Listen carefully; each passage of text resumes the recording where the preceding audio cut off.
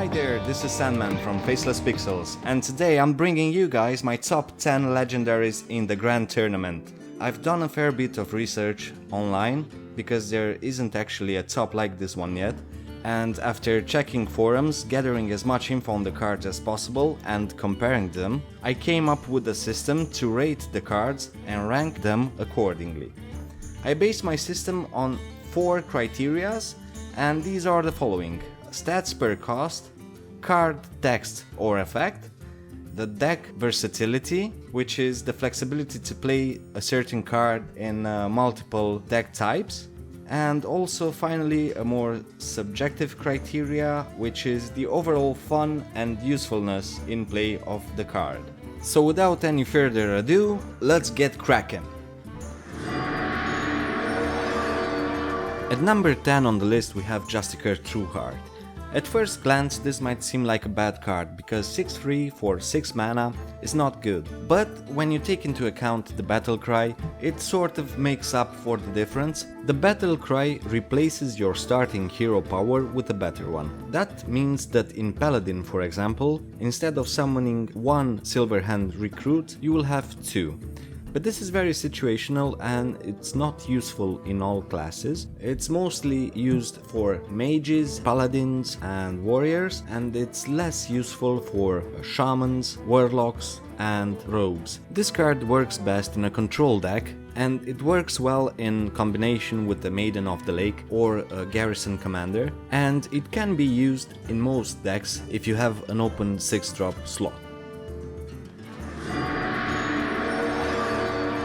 At number 9 on the list we have Fiola Lightbane. This is a nice card, it has good stats, 3-4 for a free drop, also interesting card text.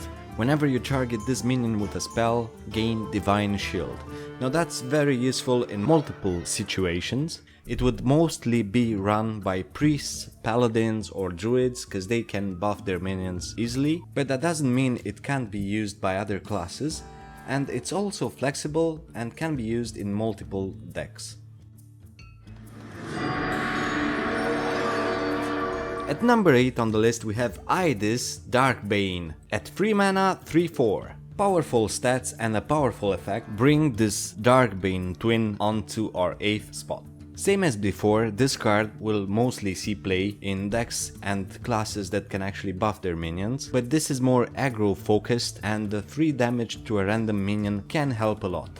That's why this twin is ranked better than her sister.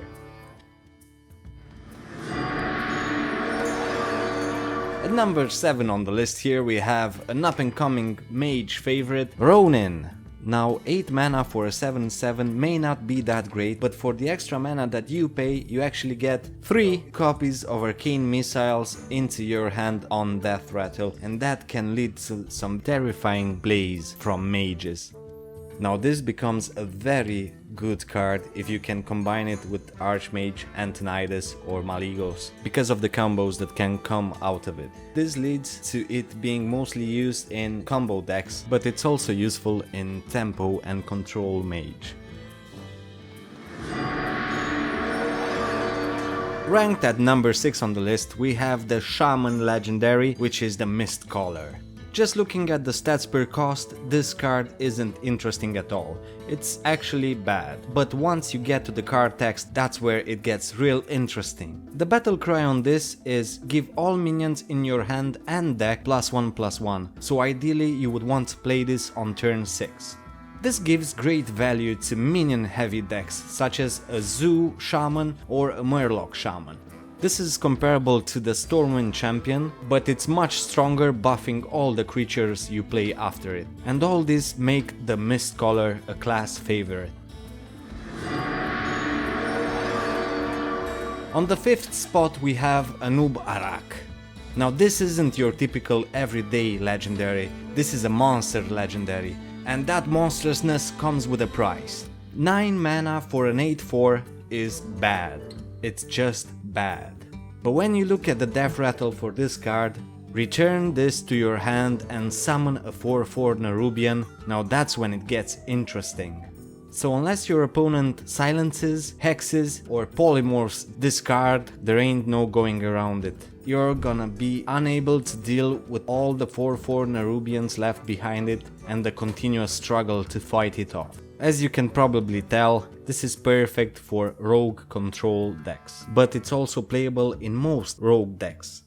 Finally, to sum it up, it's a fun card and it's a good card to play, and your opponent will have a bad time trying to get rid of it. At number 4 on the list we have Edric the Pure. You might be thinking, well, this seems to be better than the last Paladin class legendary, but it's not that great. A 3/7 for 7, why would I pay that? But then you get to the interesting part of the card text, and that reads, change all enemy minions attack to 1. So you might be thinking, how many minions should this card affect to get the cost value? So the answer to that is 2. You only need 2 minions on the board to get the card value, and the rest after that is just gravy. Okay, so just think about it like this. You have 2 minions on the board and your opponent has 2 minions on the board. Preferably, you'll be able to trade both your minions into his and get the board cleared. But what this card does is allow you to trade favorably and keep all your minions, so you'll have both your minions and the 3/7 minion on the board. And that's extraordinary for tempo or control decks. And now finally, let's get into the top 3 legendaries of this expansion pack.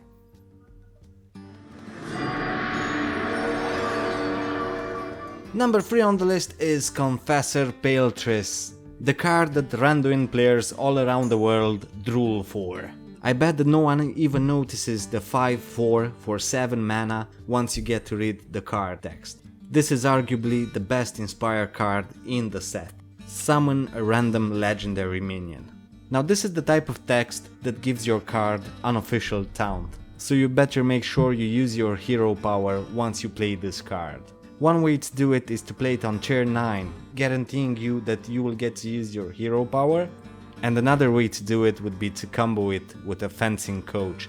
Playing Fencing Coach on turn 6 and then playing this card on turn 7, allowing you to use the hero power for 3. Now this is definitely and without question a lot of fun to play, and you can add this in any priest deck. Coming in at number 2 on this list we have Nexus Champion Sharad.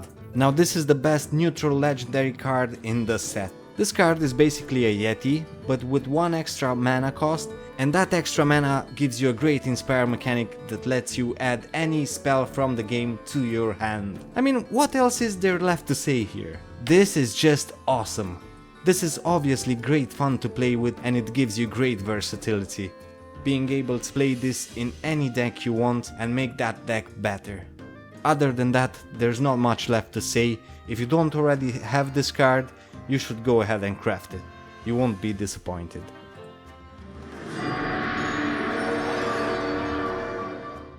Varian Rin. It might come as no surprise that Varian takes the number 1 spot on the list, but this is the card that dreams and nightmares alike are made of. A solid 7/7 for 10 mana that has one of the best battle cries in Hearthstone. At its best it will give you 3 solid minions on the board, and at its worst it will give you 3 cards in hand, so the card draw there is just phenomenal, making this one of the most fun cards to play as well. If you like playing warrior, this card is a must-have and it won't let you down. And I'm pretty sure that this card will single-handedly increase the warrior population in Hearthstone, and that's saying a lot. Well, I'm really glad you made it to the end of my video. I really hope you liked my top 10. Please leave me a comment below and let me know if you agree with my top pick, and also what is the top card in your opinion from this expansion. Don't forget to like and subscribe for more. Thank you all, goodbye.